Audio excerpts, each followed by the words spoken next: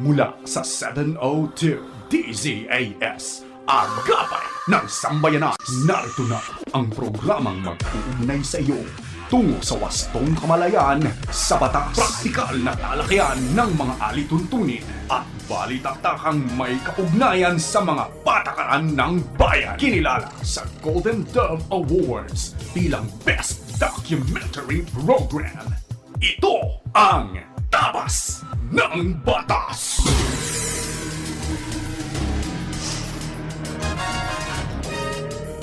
Isang magandang Sabado na umaga sa iyo na nakikinig sa anumang bahagi ng Pilipinas, Luzon, Visayas, Mindanao at sa iba pang bahagi ng mundo.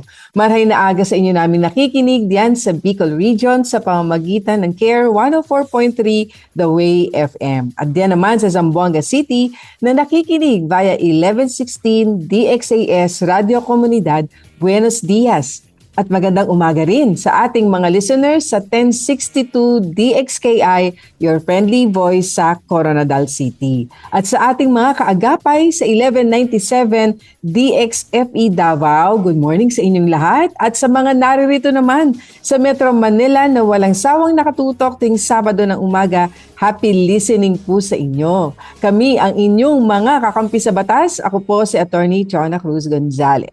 At ako naman po si Attorney Jeremiah Belhica. At ito po ang programang Tabas ng Batas dito po sa 702 DZAS FEBC Radio TV. Miyembro po tayo ng kapisanan ng mga broadcaster ng Pilipinas at napakikinggan, napapanood sa Facebook at YouTube channels ng 702 DZAS FEBC Radio TV at syempre sa Channel 185 sa Signal TV sa pakikipagtulungan po ng GCTV. Sinasamahan din tayo ng ating cute crew na sina Absidi Ferrer, Phil Lagtapon, Lourdes Magtunaw, Ming Katiangco, ang ating Protex naman na sina Benjo Morano, Reggie Villena, Nathaniel Peralta, Jonathan Reyes at RTV na sina Aileen Valdez, Wenmark Balatukan, Angelica Kalayag, Raymond Paner, Bong Chica at mga kasama natin sa Bukawi Transmitter site. Sa punto namang ito'y nais naman nating pasalamatan ng ating pong mga kaagapay. Kayo po, napatuloy po namin nakakapartner sa ministry po ng FEBC. Sa tulong po ng ating Panginoon at sa inyo pong suporta, 76 years na po nating naibabahagi ang tama at mabuting balita ng ating Panginoong Hesukristo. Sa mga nais naman pong maging kabahagi ng ating pong ministeryo, maaari ho kayong magpadala ng inyong mensahe sa aming pong Facebook page ng 702 DZAS FEBC Radio TV or bisitahin nyo na rin po ang aming pong website na donatenow.febc.ph. Yan po ay one word, no? donatenow.febc.ph para sa iba pa pong mga detalye. Okay? Bago ho kami magpatuloy ni Attorney Chona sa napakaganda na namang aming pag-uusapan, ay pagkaing pangkaisipan po muna tayo.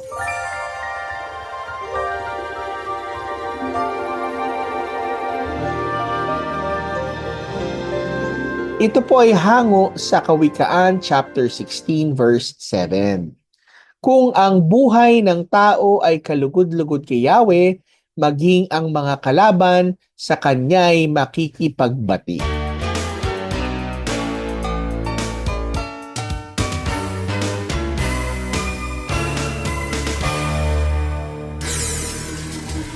Kayo po ay aming inaanyayahan na makibahagi dito sa ating malamang diskusyon ngayong umaga. Kaya kung meron po kayong komento, meron kayong mensahe, lalo na po legal na katanungan, maaari po ninyo kaming padalhan ng mga mensahe na yan sa Facebook page, ang Tabas ng Batas FEBC. Sa ating pong pagbabalik after a short break, ay tutungo na tayo kaagad sa ating diskusyon na po dito sa ating punto per punto segment at akala at panukala segment. Mahalagang batas at panukalang batas na naman po ang pag-uusapan natin. Kaya huwag kayo maglilipat ng istasyon. Kami po ay magbabalik sa ilang sandali lamang. Tabas ng Batas!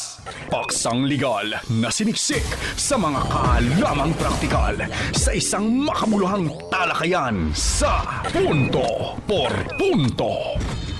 Pagbibigay linaw sa mga palapalagay ugnay sa mga panukalang batas.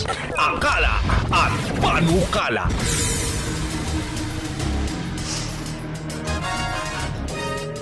Alright, so tayo po ay nagbabalik muli dito sa ating programang Tabas ng Batas. At ngayon kami ni Attorney Chona ay pag-uusapan na naman natin ang isa pang, napakahalaga na bill, no? At ngayon ay isa pang espesyal na programa dahil pagsasamahin po natin ang ating pong mga segment na punto por punto at akalat panukala para mas thoroughly po natin maintindihan.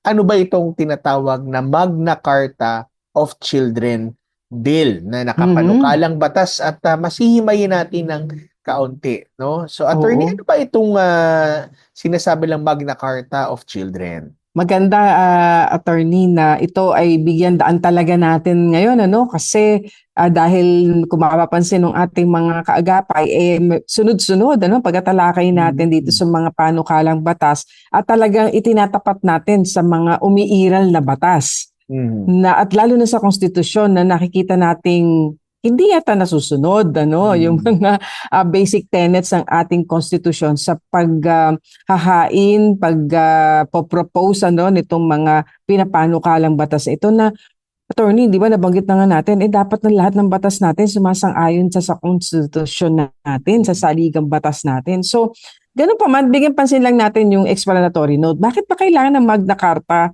of Children? Pag sinabi natin Magna Carta, parang nililikom mo, pinagsasama-sama mo ang lahat ng mga batas para patungkol sa isang sektor ng mga kabataan, So ito na yung gusto nilang gawin dahil bagamat meron na tayong mga existing laws na Child and Youth Welfare Code, nandun na rin yung Violence Against Women and Children Act, nandun na rin yung mga protection sa mga children in conflict with the law, marami pang iba, at ang konstitusyon natin talagang maraming sinasabi patungkol sa pagpo-promote and protect ng hindi lamang physical, social, but more importantly, hindi ba, yung kanilang spiritual and moral well-being. Nasa konstitusyon po yan. Ngayon, dito sa panukalang batas sa Magna Carta of Children, pag tinignan natin yung kanyang explanatory note, syempre, maganda naman yung pagkapaliwanag, Ganun pa man, sabi lang dito, at ang binanggit na provision ng konstitusyon na nais pagsaligan nitong Magna Carta of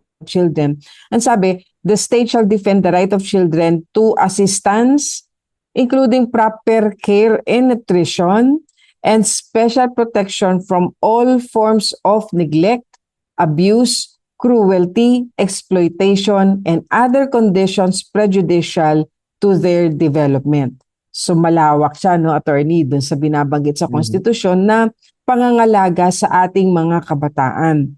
Ito daw ang pinagsasaligan nitong kanyang obligasyon na ito para daw itong ating Magna Carta of Children ay maipasa. Pagkaraang banggitin yon, yung constitutional provision na yon, dinescribe ano ba ang Magna Carta of Children? It is a comprehensive children's human rights law that seeks to advocate for all children in the Philippines and all Filipino children through the recognition, protection, fulfillment, and promotion of their rights, especially those belonging to the marginalized sectors of society. It is the singular, most comprehensive, and cohesive legal framework for children's rights to protection and development. So, take note natin yan, protection and development daw, So, makikita kasi natin mamaya yung mga specific provisions na hindi sasang-ayon dito sa kanilang sinasabing objectives and goals ng kanilang panukalang batas, na again, for protection of children and development daw, Okay. Ngayon, binanggit naman dito, dahil daw tayo ay signatory sa United Nations Convention on the Rights of Child, nung daw na-ratify ito noong August 1990, ito raw Magna Carta on Children establishes the Philippine government's commitment to the convention to take all appropriate measures to respect and ensure the rights of children. It embodies the 4 basic principles of UNRC, child's right now to non-discrimination, best interest of children, the right to life and development, right to life, right to life and development. Oo, we have to emphasize that kasi makikita rin natin sa panukalang batas, parang wala namang paggalang doon sa karapatan sa sanctity of life, ano? So, and their right to participation in all matters that affect them. Ngayon, attorney, pag tinignan natin kasi itong mga pagpapaliwanag na ito sa explanatory note, parang ang gaganda ng mga salita, ano? Pero mamaya-maya lamang, ano, at doon tayo sa mga specific points na gusto na nating bigyan ng pansin, ano? Pero basically, ang gusto nila, child's rights approach at itong mga provisions dito ay nabibilang daw sa ilalim itong kategoryang right to life and survival, right to development, right to be protected, and right to participate. So, ang gusto pang gawin dito, imamandato ito sa lahat ng government offices, including local government units, to adopt a comprehensive and integrated strategy through development and implementation ng lahat ng laws, lahat ng mga administrative guidelines, other measures para sa implementation nito. Okay, attorney, hindi ko na ito papakahabain. Yeah. Tutungo na tayo sa mga specific. Kasi nakita natin, yun dapat ang objective, parang right to life, right to development, protection ng mga kabataan. Yes. So, bakit ba may emphasis ako dito at ano yung napansin mo na tila hindi iyon? Yung mga provision ay hindi tumutugma sa general explanation sa pangangailangan ng bill na ito.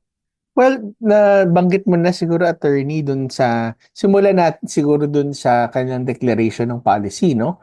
At ma-observe natin dito na itong mga to almost makes no reference dun sa Constitution, especially very little on parental authority. Yes. So, ang polisiya ay kinuha ulit sa mga international documents at hindi galing sa Philippine Constitution, no? At ang concern natin dito, ang baka dapat sigurong i-revisa ito, yung legal framework, para protektahan ang mga bata. Kasi alam mo natin na ang ating batas at ang ating konstitusyon ay parent-centered ang approach. Yes. Pagdating sa pag-aalaga ng ating mga bata, ang state basically takes over the role ng parents kapag ito ay wala na talaga nag-aalaga sa kanila, no? Kaya hindi dapat natin makalimutan na maliban na lamang na kapag ang buhay at ang physical, emotional integrity ng bata ay ang concern, ang state ay nagre-retreat sa overwhelming deference given to the parents. Ibig sabihin, ang magulang talaga at ang pamilya talaga ang siyang unang-unang nagbibigay talaga ng proteksyon. Kasi kapag ang Estado ang linagay mo ay delikado talaga siya. At napakaraming mga constitutional provisions tayo pwedeng ma-cite dyan. At alam mo kasi medyo may pagka-Western na liberal Western ng mga ideas minsan na itulong.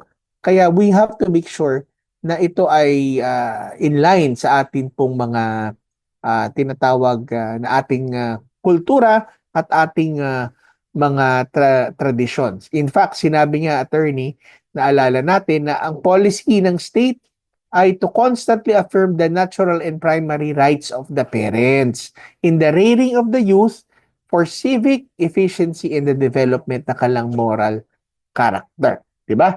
At isa pa, no? Napakahalaga ito lagi. Mainit na usapin, lalo na sa ating mga Bible-believing Christians. Yes. Ang may banggit kasi sa Section 3A dito ng provision ng itong Magna Carta na isinusulong patungkol ulit dun sa mga SOGI, no? Sa gender. Yes. Kasi ang Philippines ay hindi pa does not yet have a legal definition ng gender, different kinds ng gender, different kinds of sexuality or sexual orientation. Ito nga yung SOGI, no? Na any non-discrimination clause on the basis ng terms ng gender, sexuality, sexual orientation, kinakailangan i-define mo yan. Otherwise, wala kang basis para sabihin mo na may discrimination. May discrimination. Ito ay isang, in a way, na subtle introduction ng idea ng SOGI talaga sa ating naprotektahan ang mga bata, pati sa kalang mga magulang. Na nagsasabi na, anak, dalawa lang ang ating gender based sa ating Yes. sex na pinapanganak tayo. At Yes. dito sa batas to, sinasabi, naku, hindi mo pwedeng i-discriminate ang anak mo. At paano na lang kung gusto mo silang counselan at turuan. Oo. So, kaya dapat siguro burahin na rin nila itong reference to gender, sexuality, and sexual orientation dahil ito again is would run in contrary sa karapatan ng mga magulang to raise their family in accordance to their religious belief. Ikaw, Yes. attorney, meron pang iba tayong gustong ma-highlight dyan, ano? Oo, kasi ang isang nakakabahala talaga dito dahil kaya natin na-highlight yung protection. Sabi nila, protection of children ito. Pero bakit tila merong mga provision dito, lalo na yung patungkol doon sa tinatawag na transitioning.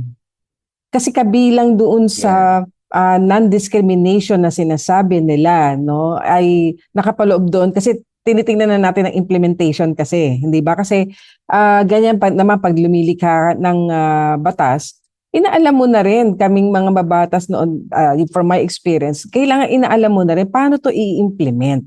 Ang delikado kasi merong binabanggit about access to medical counseling and advice Yan. na walang limitation, walang boundaries, Mhm. at itong parental consent ay wala. Sa mga tweet, kung let's say merong isang bata dahil siya ay bata pa nga, ano, talagang mai-impluwensyahan mo yan eh. May undue influence kang pwedeng exert sa kanya. Halimbawa, sinabi ng nakakatanda sa kanila, sinabi, narinig nila sa eskwelahan, kasi ganyan yung nangyayari sa US, ano, maging doon sa mga tao na merong mga, sabihin nating supposedly expertise on the matter, like mga doktor, ano, sabihin na, kailangan mong transition. You are not born in the right body. Actually, you are born in the wrong body. Ganyan sa US, no? Ganyan na yung model doon eh. Kung kahit yung bata, kasi narinig ko mismo, why am I saying this? Kasi narinig ko mismo ang isang kabataan sa US na nagpatotoo kung papaanong nagkakaroon siya ng, syempre, pag teenager ka, attorney, nadaanan mo naman yan din at nadaanan ko rin yan. Meron talagang parang sino ba ako? Ano kaya ang mangyayari sa buhay ko? Kasi nata-transition ka na mula sa pagiging bata to pagiging, hindi ba, dalaga, binata, di ba, mga teenage years. So, itong batang ito na narinig ko nag-testify sa US sa isang forum or religious summit, sabi niya talaga na nung nagkakaroon siya ng paghahanap ng sarili niya, kung ano ang identity niya, kung sino siya. Hindi naman necessarily identity na babae ba ako o lalaki. Hindi iyon eh. Hindi yun ang punto niya. Hinahanap lang niya yung ano ba ang purpose ko, ano ba ang direction ko sa buhay, yung mga ganung bagay. Pero dahil siya ay ina-refer sa isang di umano ay a medical practitioner, sinabi sa kanya na kaya ka merong ganyang pag-iisip ay dahil confused ka at maaring ikaw ay ipinanganak sa maling katawan. Imagine mo naman yung coming from supposedly, yes, a medical expert, tinitingnan mo siya na otoridad doon sa sinasabi niya. Kaya noong sinabing you might be born in the wrong body or you are born in the wrong body, yun ang tumatak sa isip niya. Sabi niya, kaya pala ako nagkakaroon ng ganitong pag-iisip sa ano ba ang identity, sino ba ako? Imbis na kung ito ay naturuan na ikaw ay nilikha ng Panginoon, merong plano ang Diyos sa iyo, may magandang bagay na nakalaan sa iyo, merong dahilan ba't nilikha kang babae o nilikha kang lalaki, alam ng Diyos ang mabuti para sa... di ba? Magkaiba yon. Kaya itong batang ito na nadinig ko mag-testify, kinausap ng medical practitioner yung magulang niya. At ang sinabi sa magulang niya, pag hindi nyo hinayaan yung batang yan na mag-transition o mag-iba ng kanyang so-called kasarian, magsusuicide yan. Wow. Magpo-fall yan into depression. At yan ay tutungo sa suicide. So, syempre, di ba, yung magulang, akala niya, dahil medical expert supposedly ito, ginawa niya, hinayaan niya yung bata. At nag-transition nga siya, uminom muna ng pills, nag-hormone replacement therapy, dumating sa surgery. babae ito nagpatanggal siya ng kanyang breast at an early age. Around 15. So ngayon, na-realize niya ngayon na dahil 'di ba na-counselan siya, etc. afterwards at kasi hindi nawala yung kanyang confusion. Hindi nawala yung kanyang pagtatanong sa kung sino siya. At doon siya nakakilala ng mga Bible believing, Amen. ng mga at napaliwanagan siya, etc. Siyempre may pagsisisi ngayon. At ngayon, actually dinidemanda niya. Irreversible ngayon yan. Irreversible. Kasi nagkaroon na ng Mutilation procedure. ito. Oo. So Mutilation. yung kahalagahan na attorney na binabanggit mo dito sa provision nga na ito, na pwedeng mag-seek ng counseling ang bata kung kanino man, kahit sabihin natin expert, ibang tao pa din yan, nang walang pahintulot sa kanilang mga magulang. Yes, Section 16. Section 16 yan, ano? Oo. So, yan ay delikado. Although meron din na yung nabanggit din na attorney na bukod dun sa counseling, na sinasabi na hindi lang dun sa counseling, but in fact, pati dun sa kanyang right to health care and medical consent. Medical consent, ibig sabihin, hindi lang dun sa counseling, pero meron pang iba, bagamat ito, kailangan daw ng consent ng mga magulang, Pero ang problema, yung nabanggit mo nga, may mention dito ng evolving capacities to determine medical consent. 'Di ba? Ibig sabihin ang bata daw, the child's capacity to consent to medical procedures in accordance with their evolving capacities shall be respected and shall be in accordance with the law.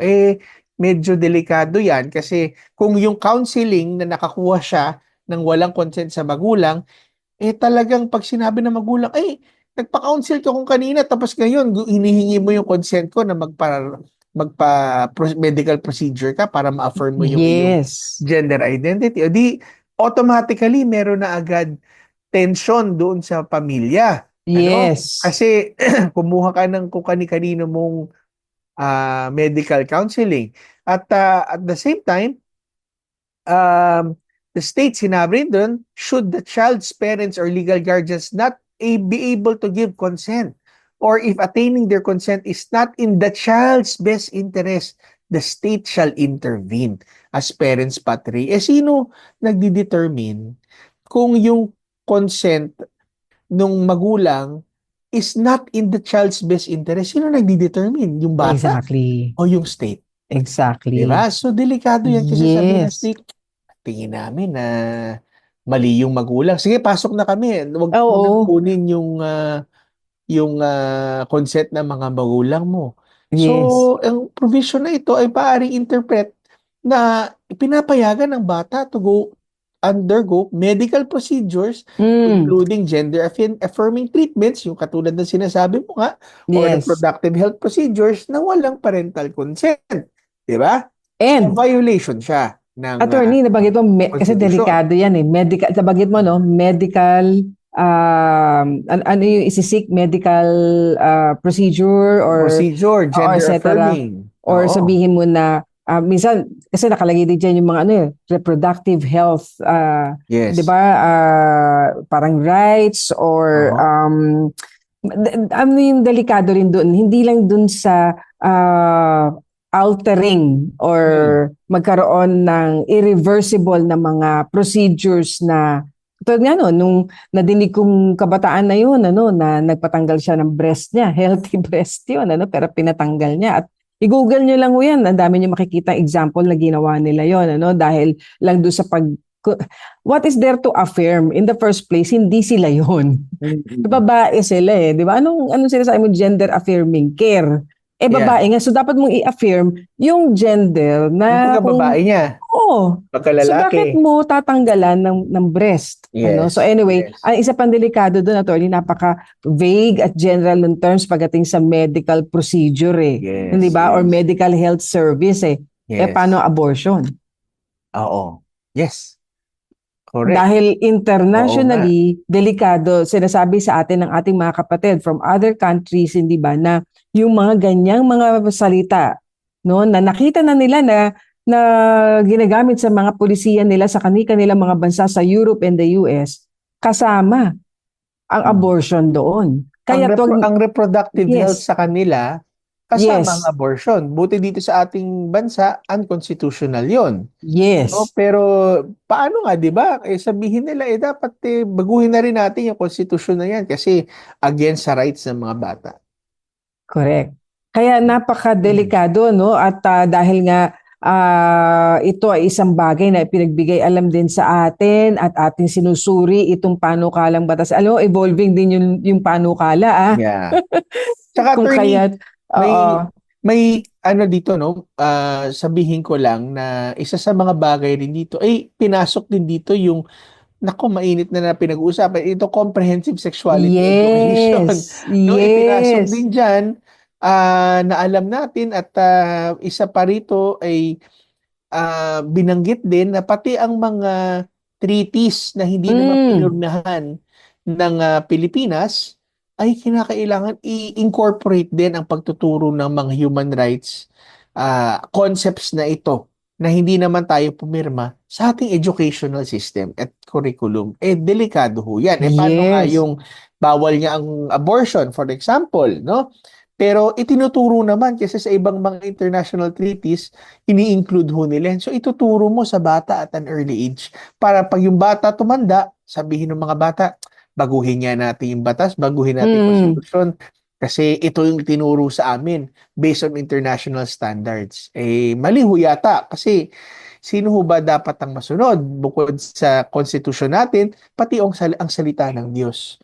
Yan po ay yes, malinaw na tinuturo po na sagrado po ang buhay even of the unborn. Sabi nga sa Jeremiah chapter 1, For I yes, knew you even before you were conceived. 'Di ba? oo, oo. No, so At before you were formed, sinabi. yes, yes.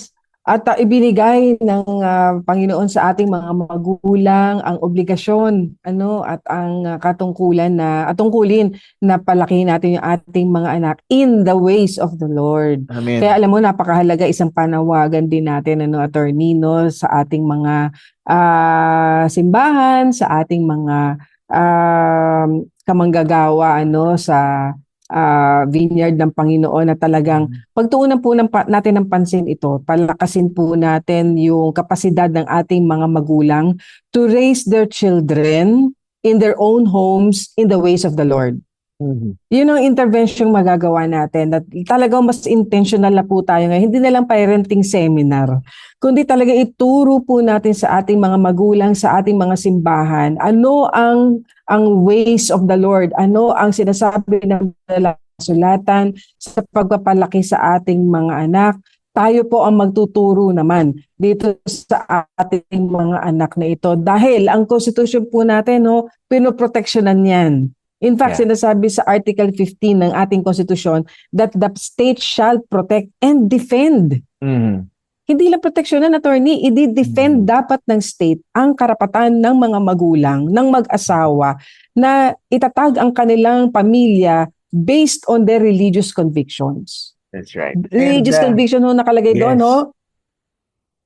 Yes. And At yun nga, yeah, go ahead. yung right nila to raise their families according to their Mhm. religious conviction and the best interest of the child. Pag sinabi pong Mhm. ano yung pinakamabuti sa isang bata, yun Mhm. po ay within the context. Ano ang konteksto nun? Family's beliefs. And individual, not individual na parang, o sige, kung ano na lang ang pamantayan, at kung ano sabihin nila ng estado sa atin. Hindi po. Let us take back what is God ordained for us parents to teach our children. And of course, lagi ang nagtuturo rin sa atin ng ways of the Lord. And of course, ang ating mga pastor, ang ating mga simbahan. So, let us take back that authority and that obligation. Tama po yan. So, kaya tandaan po natin, wag po natin hayaan na kunin po ng iba't ibang international communities, even the state, ang future po ng Yes. ating mga pamilya. Kaya nga, attorney, napakadami pa natin pwede pag-usapan dito sa bill na to at pwede natin siguro ituloy ito sa susunod Yes. pa at napakaganda ho. Pero sa ngayon ay kami po muna ay magpo-pause for some reminders, pero sa amin hong pagbabalik, sasagutin na po natin ang ilan po sa inyong mga katanungan sa ating pong pagpapatuloy sa Payo de Asunto dito lamang po sa Tabas ng Batas. Tabas ng Batas! Puno na ba ang inyong piso para sa Radyo Coin Banks? Dalhin na ang mga ito sa ating partner Christian Bookstore branches na pinakamalapit sa iyo. Sa Metro Manila, Philippine Christian Bookstore, CCF Center, Pasig City. PCBS EDSA Cubao, Eton Centris, SM Fairview, Makati Bethany, Masagana Taft Avenue, Monumento, Caloocan at Web Store Mandaluyong, CLC Bookshop Valenzuela City, Back to the Bible Bookstore Quezon City. Sa Bulacan, PCBS Bukawe, CLC Bookshop Malolos.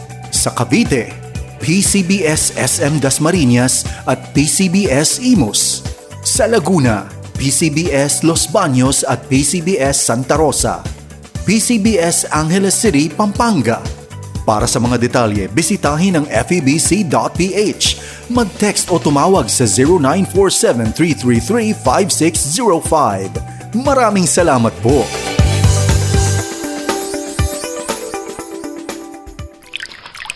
La la la la la la la la la. Kuskus ka ng kuskus, kusot ka ng kusot, lahat ng bahagi binubusisi. Aba, syempre naman. Dahil para sa akin, hindi pwede ang makapit na mancha at dumi sa damit. Mitikulosa kasi ako pagdating sa paglalaba. Ganun? Kaya naman, hindi pwede ang pwede na. Ang puti, dapat pinakamaputi. Ang iyong puso, ganito rin ba kalinis? Metikulosa ka pa ba pagdating sa pagpili sa tamang desisyon mo? Sa paglalaba, kitang-kita mo ang dumit mancha. Sa iyong pamumuhay, ganito ka rin ba? Suriin ang sarili dahil ang pagbabago ay hindi pa huli. May pag-asa, kaibigan, at sa Panginoong Hesus ito matatagpuan. Gusto mo ba ng kwentuhan na mabilis lang? Parang coffee break. Kinig ka na sa Kapetira. Kwentuhang makabuluhan kasama ang iyong kaibigan. Kinig na tuwing Sunday, 6:45 to 7 p.m. with Pastor Rolivic Tira. Dito lang yan sa 702 DZAS FEBC Radio TV. Agapay ng Sambayanan.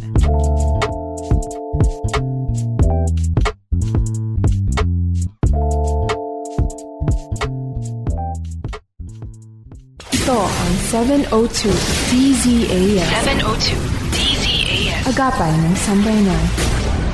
Kasapi sa KBP, kapisanan ng mga broadcaster ng Pilipinas. Tabas ng Batas! Mga kasong bibigyang pansin at mga katanungang sasagutin, yan ang tututukan at gagabayan ng Payo de Asunto.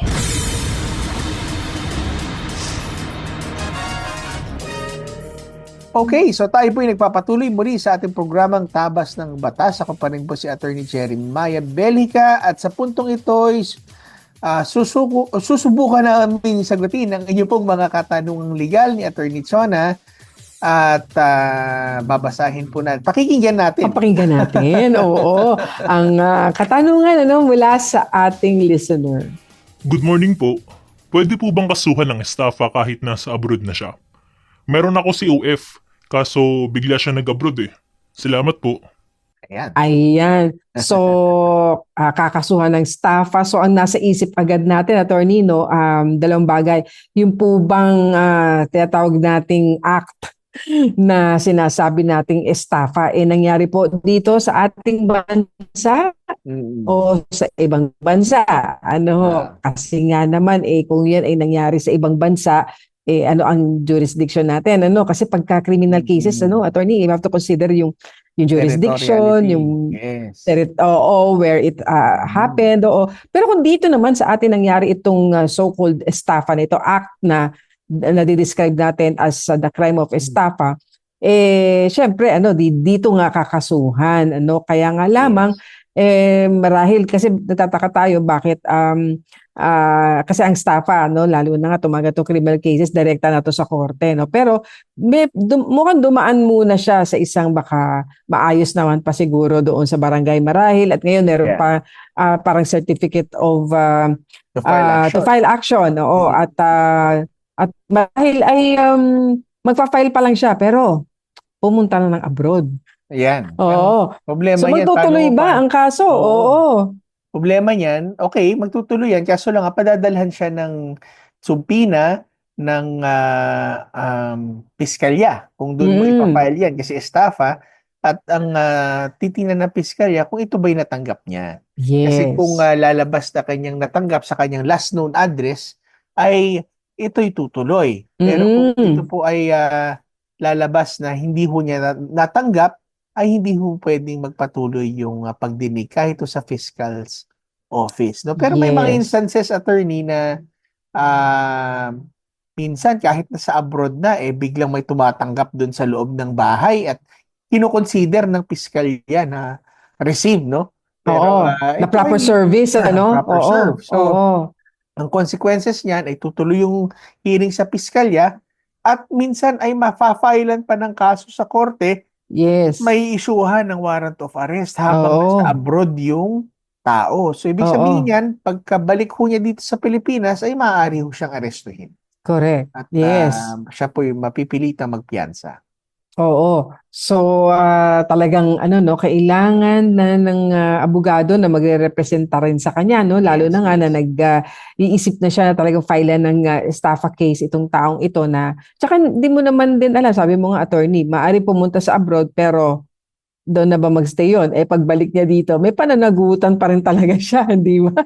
Dito sa kanyang nagawa na ito. Ngayon, bigyan daan naman natin isa pang katanungan mula sa ating listener. Hello po. Ano po bang karapatan ng isang empleyado kapag ang pinapasukan ay nag-illegal dismissal ng biglaan? Tapos nag-hire sila ng walang kontrata at walang benepisyo. Tapos di pa bayad ang OT. Thank you po. Ayan, so ano naman to, labor case, attorney, no? At ang maganda naman din talaga sa ating batas ay merong binibigay na sistema o proseso para naman yung mga ganito ay baka mapag-usapan muna bago magkasuhan, kasi sabihin natin agad illegal dismissal, kasi po bago nyo sabihin illegal dismissal, kinakailangan po sabihin nyo ano ang mga circumstances. Hindi po natin basta pwedeng makonclude kasi na may illegal dismissal, kasi po lalo na let's say attorney, kung magtatanggal ka kasi ng empleyado, lalo na of course yung regular employees, etc., kinakailangan dyan merong notice. Merong period na has to be observed, Siyempre, due process po pagpapaliwanagin muna po yung empleyado na marahil nakagawa ng isang aksyon na ayon sa batas ay pwedeng maging just cause, authorized cause, legal cause para sa kanyang dismissal, So kaya hindi po natin basta-basta pwedeng kunin lang yung sinabi ninyo na illegal dismissal kaagad yan, kailangan mo kasing suriin ano po yung illegal dismissal talaga. Ngayon nag-hire ka nyo, walang kontrata, walang benepisyo, ano rin yung circumstances doon, sabi niyo, hindi rin bayad ang OT. But, ang maganda nga, attorney, meron kasing, sabi nga natin, single entry approach. So, madalas nadidinig kasi natin, SENA. Yun po yun, single entry approach, na kung saan, administrative po yan, na magpo-provide ng accessible, speedy, impartial, and inexpensive, yun, importante, settlement procedure of all labor and employment issues through a 30-day mandatory conciliation mediation. Para pag-uusapin, baka susubukan munang ayusin, so hindi pa magpo-proceed sa filing ng labor case. At attorney, gusto ko rin idagdag lang na sa nabanggit po ninyo, yung dun sa procedure, yung procedural due process na sinabi ko ni Arizona, na yung two notice rule. Ibig sabihin, dapat kayo po ay pinasagot at tinanong ang mga aligasyon laban sa inyo.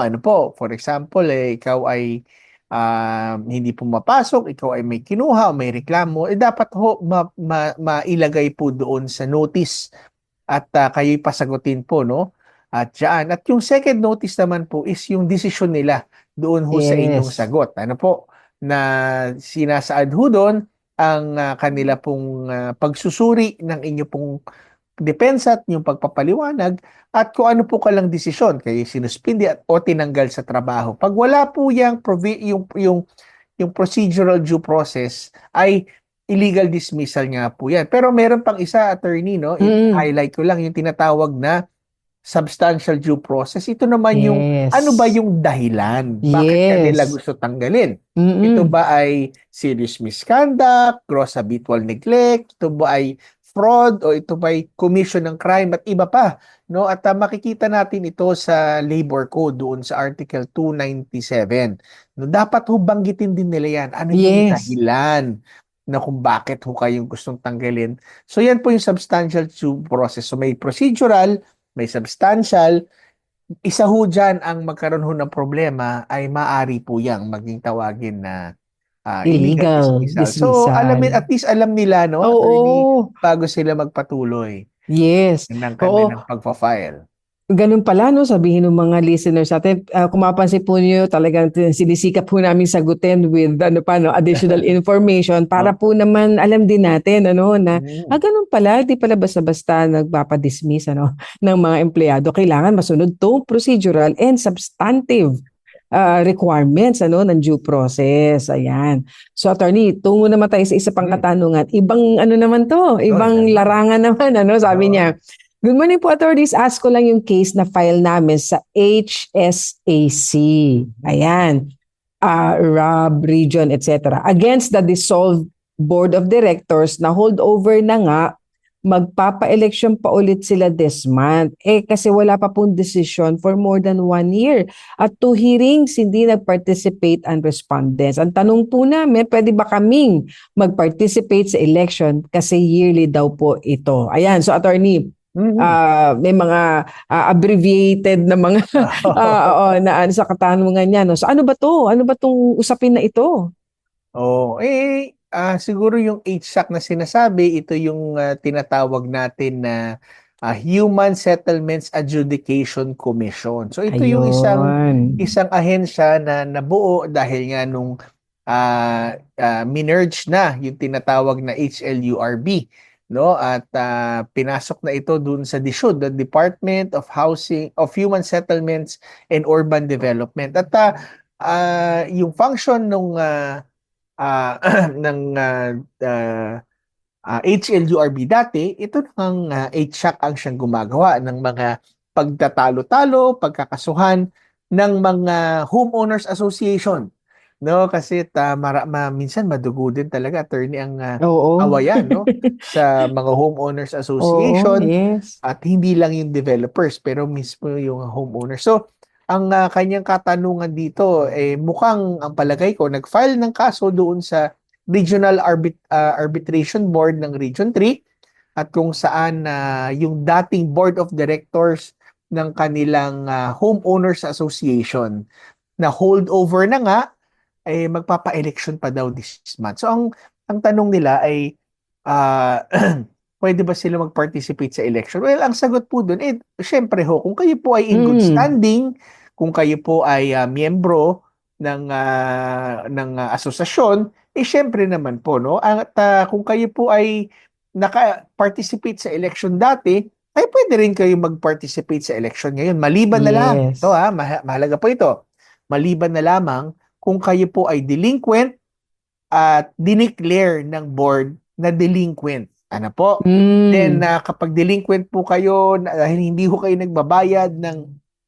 ilang mga requirements na mga fees, ano po, bilang isang member ng inyong homeowners association o ng HOA, ay maaari ho kayong i-disregard na hindi ho kayo payagan bumoto. Pero dapat ho i-notify kayo. Ano po? Yes. Pagka hindi ho kayo ni-notify, ay hindi ho nila kayo pwedeng tawagin na delinquent. Ngayon, pero ang attorney, ang masasuggest ko talaga dito sa kanila is dahil may pending case, ipagbigay alam po ninyo doon po sa Regional Adjudication Board ng Region 3 dahil ang kaso po na to ay nasa kanila na.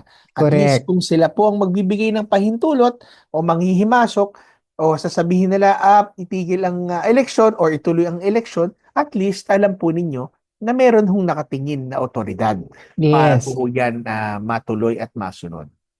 Okay lang talaga, no? Maganda yung may mga gantong sistema at proseso, no? Parang ako Opo. nagkaroon ng conflict, merong remedy, no? Para ma-resolve, ayan. So, yun ang ganda ng batas, eh. Oo, at ng mga pinatupad ng mga sistema, no? Na nakakatulong talaga, no? Para sa ikakaayos ng ating mga conflicts na yan. Ito pang isa, no? Ito naman, may kinalaman sa property na inaward. Ayan. So, yun daw tatay ng asawa niya, may lupa na 30 years na sa kanyang binigay ng asyenda. Gusto niya sanang ibenta, pero ang mother CLOA o Certificate of Land Ownership and Award ay nasa may-ari.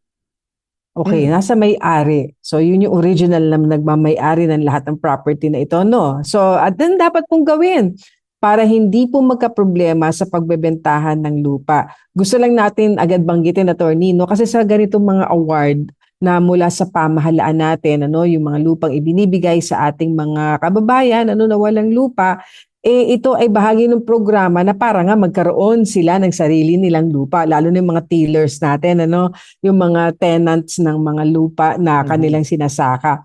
Ngayon ito may award, kaya nga CLOA, yung Certificate of Land Ownership and Award. Madalas, attorney, may prohibition na tinatawag tayo na bawal po, na mas madalas po na nakalagay 10 years. Yeah. Bawal pong ibenta yung property na yon na in-award. Bawal. Kasi po, ang intention po ng batas kung bakit may ganitong award ang pamahalaan, para po yung land for the landless, yung pinakamadaling paliwanag doon na para bigyan po yung mga kababayan natin walang lupa, sariling lupang sinasaka, magkaroon naman din po sila. Kaya kung magkakaroon po ng ganitong award, hindi po kaagad maaaring ibenta at isalin yung pagmamay-ari sa iba kasi po madidefeat yung purpose. Ba't po tayo pinagkakalooban ng award ng isang property ng gobyerno? So, yun ang isa, attorney, na kailangan tingnan. Yung po bang period na yun, nalampasan na. Nalagpasan na. Oo. Para makapagbenta, no? Oo, nabanggit mo, attorney, yung land for the landless. Naalala ko rin yung katagang emancipation of the tiller of the land. Ibig sabihin sila ay yung mga tao na nagsasaka ng lupa, na matagal na nilang sinasaka yung lupa, kaso lang nga, hindi pala sa kanila yung lupa kanilang sinasaka sa matagal na panahon. So, nangyayari, sila lang ay lumalabas na parang nagtatrabaho at pinapakita nila ang ibang mga tao na hindi naman naghihirap doon sa lupa na yan. So, kaya naisip itong tinatawag na agrarian reform para matulungan ang ating mga nagsasaka. Kaya nga, sabi nga ni attorney, kung ito ay hindi naman isasaka, bakit pa nila kukunin ng gobyerno para sa tao? So, tingnan niyo po yung provision po dyan. Yan po ang naging talakayan natin sa ating Payo de Asunto. Kung hindi po nyo napakinggan ng buo ang ating naging kasagutan, pwede nyo balikan ito sa ating Facebook page, ang 702 DZAS-FEBC Radio o sa Tabas ng Batas, FEBC. At kung hindi po namin nasagot ang inyo pong mga questions, abangan nyo na lamang po ito sa susunod na Sabado at baka ito naman po ay mabasa na po yung ating masagot. Ano po? Sa mga may legal concerns, mag-message po kayo sa aming pong Facebook page at sa oras na ito ay dadako na po tayo sa ating pong prayer time. Ama na makapangyarihan sa lahat, kami po ay nagpapasalamat sa inyo pong kabutihan sa aming pong buhay, sa amin pong bayan, sa amin pong mga pamilya. Tinataas po namin sa inyo ngayon ang amin pong pamilyang Pilipino, ang bawat isang Diyos na apektado, Panginoon, ng nagiging pag-atake, Panginoon, sa amin pong mga anak, sa aming pamilya. We pray, Lord, na hindi nyo lang kami, Lord, poprotectionan, but more than that, Lord, that you would you would raise up, Panginoon, ang mga magulang at ang iba't ibang mga Lord. mananampalataya mo, Panginoon, to really speak up and Lord, to raise your standard, Panginoon, upang makita ng amin pong bayan ang inyong kabutihan sa amin pong mga kabataan. Thank you, Lord Jesus. Sa bawat isa, Panginoon, na may mga pinagdadaan ng kabigatan ng kanilang puso dahil, O Diyos, sa pinagdadaan ng mga legal, relational problems, Lord, we pray that you would rescue them and you would show yourself mighty sa kanila, Panginoon. Sa iyo po kami nagpapasalamat sa programang ito, Panginoon, at sa 10 ng mga tumutulong, Panginoon, na maging maganda at maayos, Panginoon, ng tabas ng batas. Sa iyo po namin binabalik ang lahat ng purihan sa matamis na pangalan ng aming Panginoong Hesukristo. Amen. Amen. Amen. Salamat po mga kaagapay sa lahat ng mga tumutok sa radyo online, via Facebook, YouTube, at sa Channel 185 sa Signal TV sa GCTV. Kami po ang inyong mga kakampi sa batas tuwing Sabado ng umaga. Ako pa rin po si Attorney Jeremiah Belhica. At ako naman po si Atty. Chona Cruz Gonzalez. Nag-aanyaya sa inyong lahat na samahan kaming muli sa susunod na Sabado sa parang oras at himpilan. Kaya't lagi po nating tatandaan, kung uunawain at susundin, kakampi mo ang batas. Nais po namin makarinig mula sa inyo para sa mga kuro-kuro, mungkahi o mga bagay na nais ibahagi sa palatuntunang iyong napakinggan. Sumulat lamang sa 702 DZAS, Agapay ng Sambayanan, 1 Corporate Center, 46th floor, Doña Julia Vargas Avenue, corner Meralco Avenue, Ortigas Center, 1605, Pasig City. O mag-email sa dzas info@febc.ph.